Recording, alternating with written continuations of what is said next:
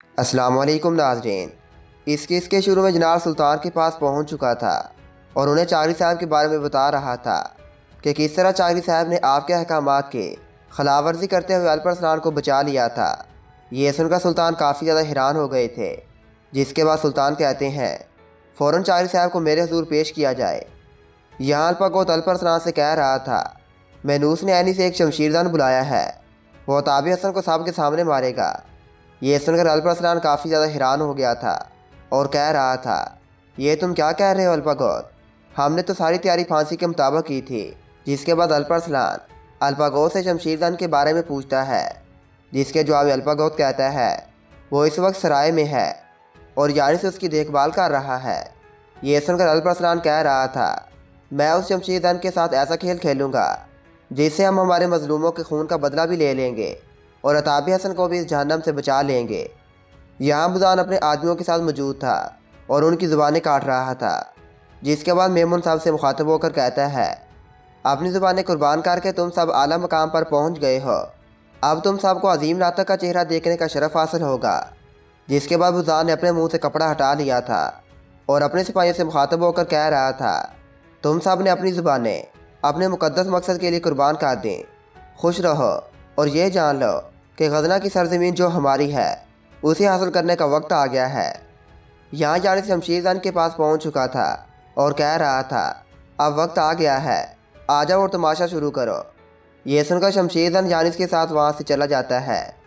یہاں کاسا چاغری صاحب کے پاس پہنچ چکا تھا اور کہہ رہا تھا میں آپ کے لیے سلطان کی طرف سے پیغام لایا ہوں جناب۔ جس کے بعد وہ کاسا پیغام پڑھنے لگ جاتا ہے، جس میں لکھا تھا میں سلجوقی سلطان طغرل، میرا حکم ہے کہ چاغری صاحب جتنی جلدی ممکن ہو سکے میرے حضور پیش ہوں۔ یہ سن کر چاغری صاحب نے اپنا سر جھکا لیا تھا، جس کے بعد قاصد وہاں سے چلا جاتا ہے۔ یہاں یانس عتابی حسن کے پاس پہنچ چکا تھا اور کہہ رہا تھا اگلی باری الپرسلان کی ہوگی، میں اسے اپنے ہاتھوں سے ماروں گا۔ جس کے بعد یانس اپنے سپاہیوں سے مخاطب ہو کر کہتا ہے اسے باہر لے آؤ۔ یہ سن کر سپاہی عتابی حسن کو باہر لا رہے تھے، اسی دوران الپرسلان نے سپاہی کو مار دیا تھا اور عتابی حسن کے منہ سے ہیلمٹ کھول دیا تھا۔ الپرسلان کو دیکھ کر عتابی حسن کافی زیادہ خوش ہو گئے تھے، جبکہ یانس حیرانگی سے الپرسلان کی طرف دیکھ رہا تھا۔ جس کے بعد الپرسلان خیال دیکھتا ہے جب الپرسلان شمشیردان کے ساتھ لڑائی کر رہا تھا، لڑائی کے دوران الپرسلان کا ہاتھ زخمی ہو گیا تھا۔ جس کے بعد الپرسلان اپنے زخمی ہاتھ پر آگ چختون کا دیا ہوا کپڑا باندھ لیتا ہے اور شمشیردان کا لباس خود پہن لیتا ہے۔ جس کے بعد الپرسلان یانس کے ساتھ باہر چلا گیا تھا، جبکہ شمشیردان بے ہوش نیچے پڑا تھا۔ جس کے بعد خیال ختم ہو جاتا ہے۔ یانس کہہ رہا تھا الپاگوت تم کس چیز کا انتظار کر رہے ہو، الپرسلان کو پکڑو۔ یہ سن کر الپاگوت نے یانس کی گردن پر اپنا خنجر رکھ لیا تھا۔ جس کے بعد الپرسلان عتابی حسن سے مخاطب ہو کر کہتا ہے عتابی حسن آپ اپنا لباس یانس کو پہنا دیں تاکہ سب یہ سمجھے کہ وہ آپ ہیں۔ اسی طرح سلیکوس بھی وہاں پر پہنچ چکا تھا، جسے الپاگوت نے بے ہوش کر دیا تھا۔ یہاں الپرسلان نے یانس کو عتابی حسن کا لباس پہنا دیا تھا، جس کے بعد سب وہاں سے چلے جاتے ہیں۔ یہاں قلعے کے احاطے میں سب موجود تھے جو ترک مرد آباد کے نعرے لگا رہے تھے۔ مینوس بھی اپنے خاص آدمیوں کے ساتھ وہاں موجود تھا، آگ چختون بھی چھپ کر انہیں دیکھ رہی تھی۔ یہاں الپرسلان اور یانس میدان میں پہنچ چکے تھے، جنہوں نے پوری طرح خود کو ڈھانپا ہوا تھا۔ جس کے بعد تماشا شروع ہو گیا تھا۔ مینوس بھی یہ سب کچھ دیکھ رہا تھا اور مسکرا رہا تھا۔ یہاں عتابی حسن بازنطینی سپاہیوں کو مارتے ہوئے قلعے سے نکلنے کی کوشش کر رہے تھے۔ یہاں الپرسلان اور یانس کے درمیان لڑائی شروع ہو گئی تھی۔ الپرسلان بطور شمشیرزن یانس کو مار رہا تھا۔ یہ دیکھ کر آگ چختون کافی زیادہ اداس ہو گئی تھی۔ اسی دوران آگ چختون کو شمشیردان کے ہاتھ میں ایک کپڑا دکھائی دیتا ہے، جسے دیکھ کر آگ چختون سمجھ گئی تھی کہ یہ الپرسلان ہے۔ یہاں الپرسلان یانس کو مار رہا تھا۔ اسی دوران الپرسلان کی نظر آگ چختون پر پڑ گئی تھی۔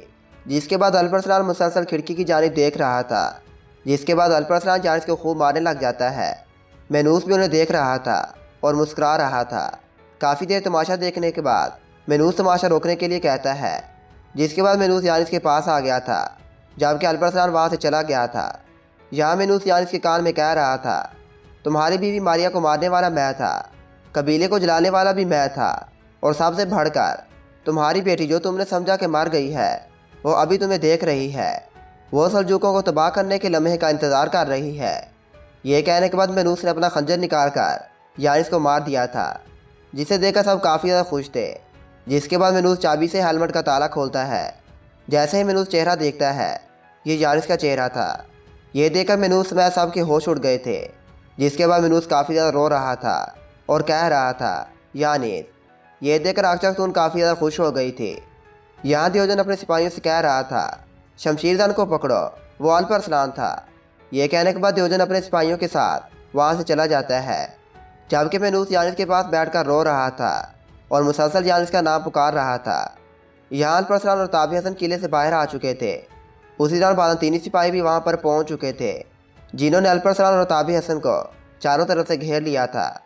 یہ دیکھ کر دونوں کافی زیادہ حیران ہو گئے تھے اور ایک دوسرے کی طرف دیکھ رہے تھے، اور یہاں اس قصے کا اختتام ہو جاتا ہے۔